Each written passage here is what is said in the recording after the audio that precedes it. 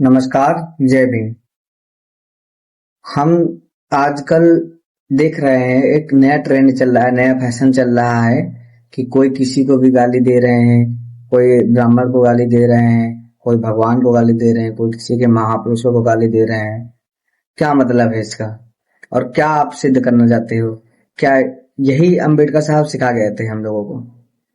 क्या अंबेडकर साहब जी यही कहते थे कि हमें जातिवाद करना है, जातिवाद के खिलाफ लड़ना है और फिर जातिवाद भी करना है? किसी को गाली देना, ब्राह्मण को गाली देना, अगर जातिवाद नहीं है तो क्या है? हम जातिवाद का विरोध करते हैं, फिर जातिवाद भी करते हैं।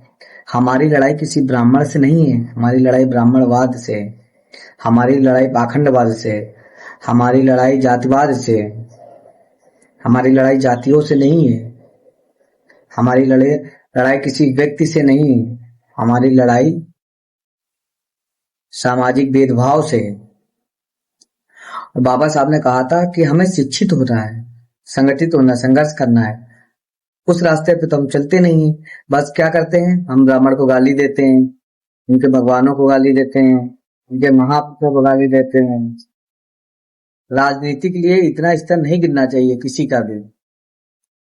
राजनीति करिए, आप जिसकी राजनीति करना है उसकी करिए, लेकिन आपको किसी ने अधिकार नहीं दिया है कि आप किसी के महापुरुषों को गाली दें, आप किसी के महापुरुषों को अपमान करें। आपने बाबा साहब को दिया क्या है?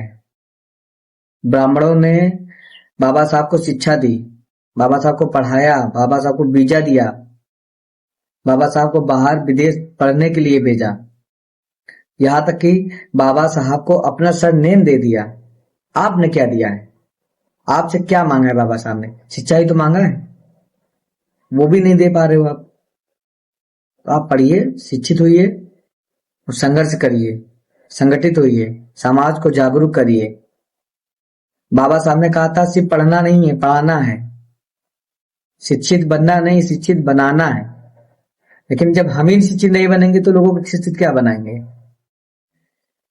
इसलिए पाखंडवाद से दूर रहिए, जातिवाद से दूर रहिए, लड़ाई झगड़ों से दूर रहिए।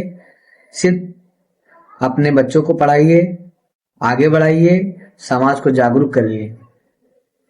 जय भीम, जय संविधान।